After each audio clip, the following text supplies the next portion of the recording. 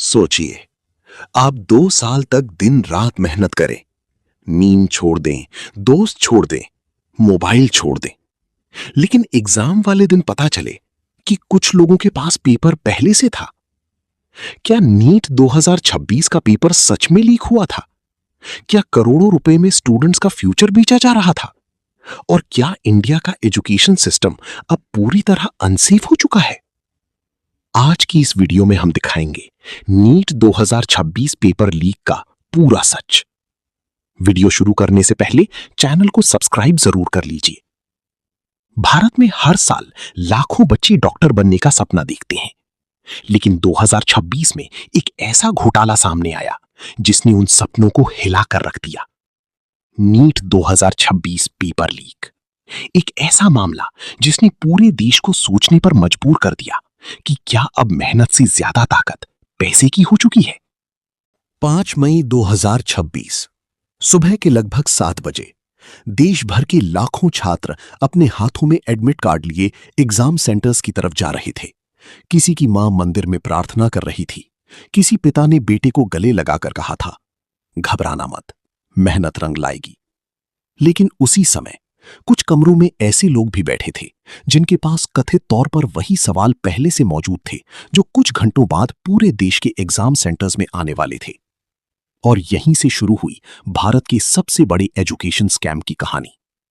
Exam centres के बाहर लंबी लाइनें लगी हुई थी, सिक्योरिटी चेकिंग हो रही थी, बायोमेट्रिक वेरिफिकेशन हो रहा था, सीसीटीवी कैमरास हर जगह लगे थे।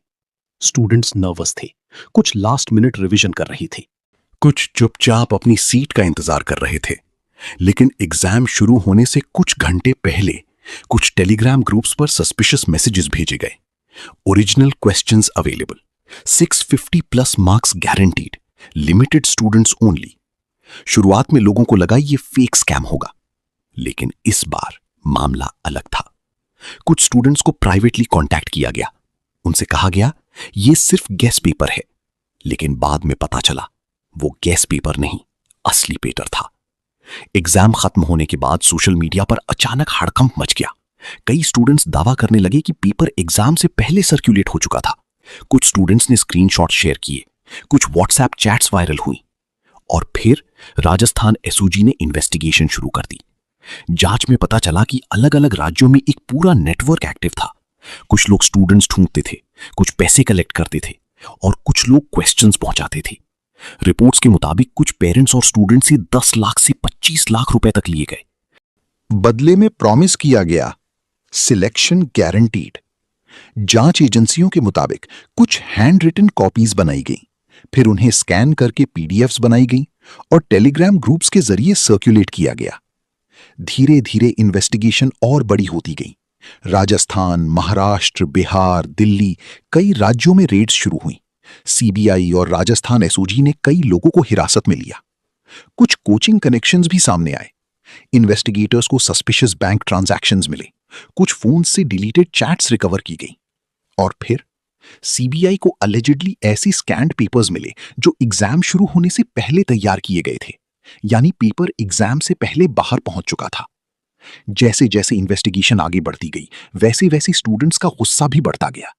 दिल्ली के मुखर्जी नगर से लेकर कोटा तक प्रोटेस्ट शुरू हो गए। स्टूडेंट्स हाथों में प्लैकार्ड्स लेकर सड़क पर उतर आए। Justice for honest students, stop exam mafia, हमने मेहनत की है, सौदा नहीं। कई स्टूडेंट्स कैमरा के सामने रो पड़े।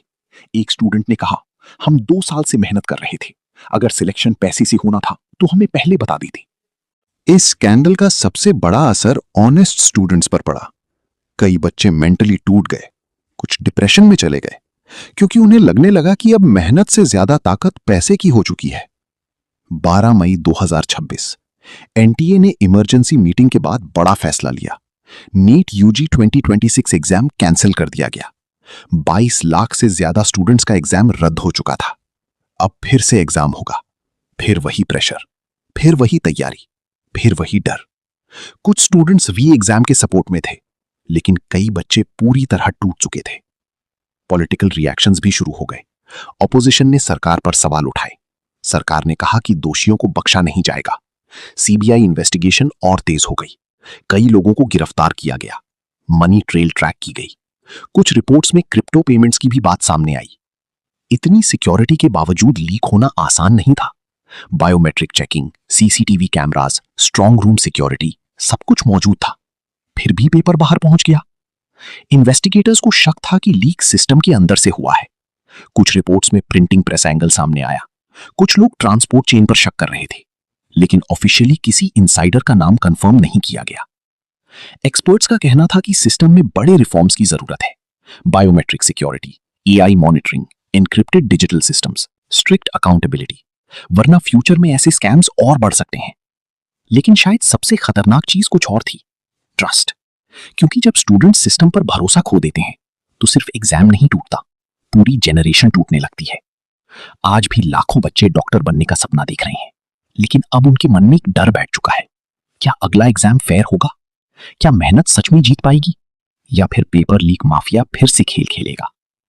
नीट 2026 पेपर लीक सिर्फ एक स्कैम नहीं था, यह भारत के एजुकेशन सिस्टम के लिए सबसे बड़ी वार्निंग थी। अगर आपको यह वीडियो पसंद आई हो तो चैनल को सब्सक्राइब जरूर करें।